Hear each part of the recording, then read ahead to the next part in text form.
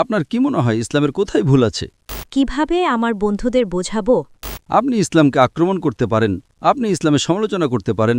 Chat GPT বা কৃত্রিম বুদ্ধিমত্তা দেখায় আমি বলেছিলাম 1 আর 3 নম্বর, আমি 2 নম্বরে কথা বলিনি, ঠিক?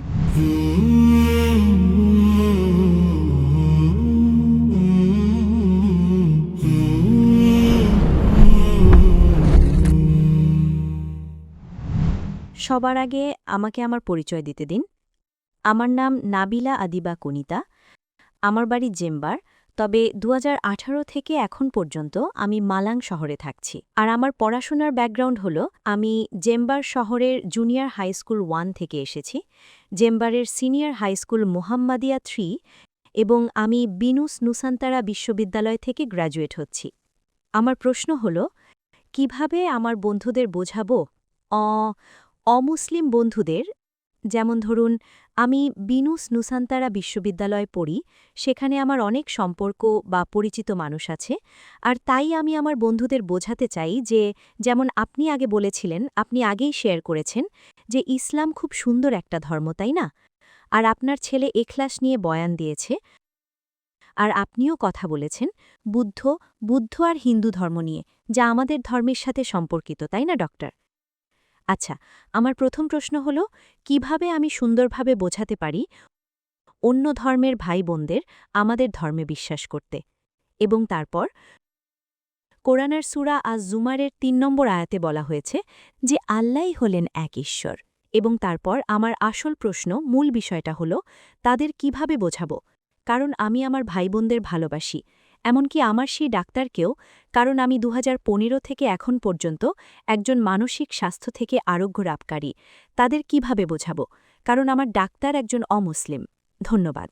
বোন, আপনি কি আমার লেকচার শুনেছেন? হ্যাঁ, লেকচারটা কি নিয়েছিল?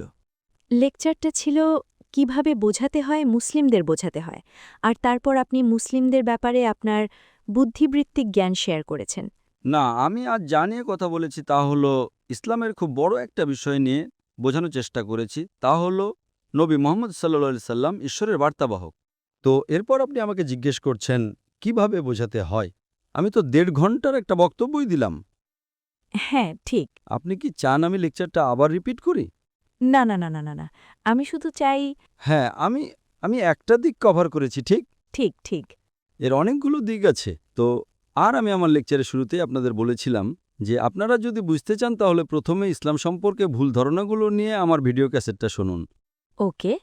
সাধারণত আমি যখন কোনো অমুসলিমের সাথে দেখা করি, আমি তাকে সরাসরি জিজ্ঞেস করি, আপনার কি মনে হয় ইসলামের কোথায় ভুল আছে? আর আমি তাকে স্বস্তিবোধ করাই। আপনি ইসলামকে আক্রমণ করতে পারেন, আপনি ইসলামের সমালোচনা করতে পারেন, আপনার কি মনে হয় ইসলামের কোথায় ভুল আছে?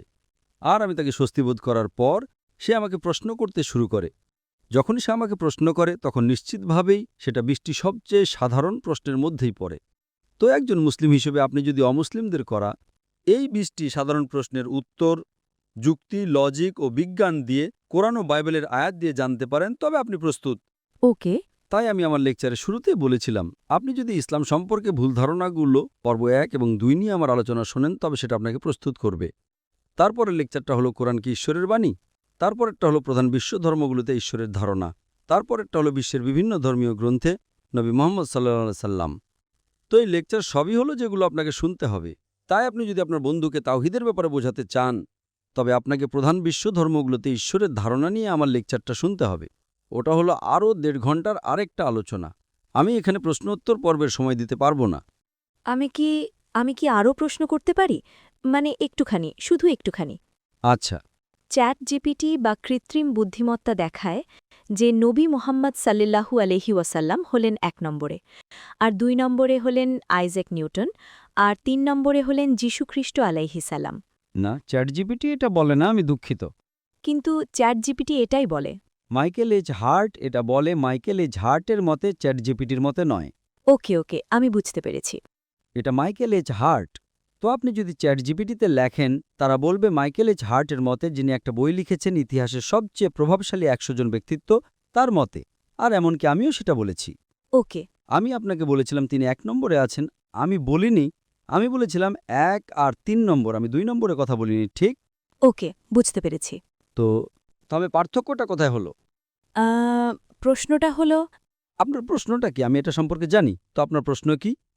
যদি নবী মুহাম্মদ সাল্লাল্লাহু আলাইহি ওয়াসাল্লাম ১ নম্বরে থাকেন, আইজাক নিউটন ২ নম্বরে থাকেন আর যীশু খ্রিস্ট আলাইহিস সালাম ৩ নম্বরে থাকেন, আপনার প্রশ্নটা কি? আমার মনে হয় এটা যথেষ্ট পরিষ্কার। পরিষ্কার, বুঝতে পেরেছি। বুঝতে পেরেছি। মাশাআল্লাহ, খুব ভালো। ধন্যবাদ ডক্টর জাকির নায়েক। আপনার সাথে কথা বলতে পেরে অনেক সম্মানিত বোধ করছি।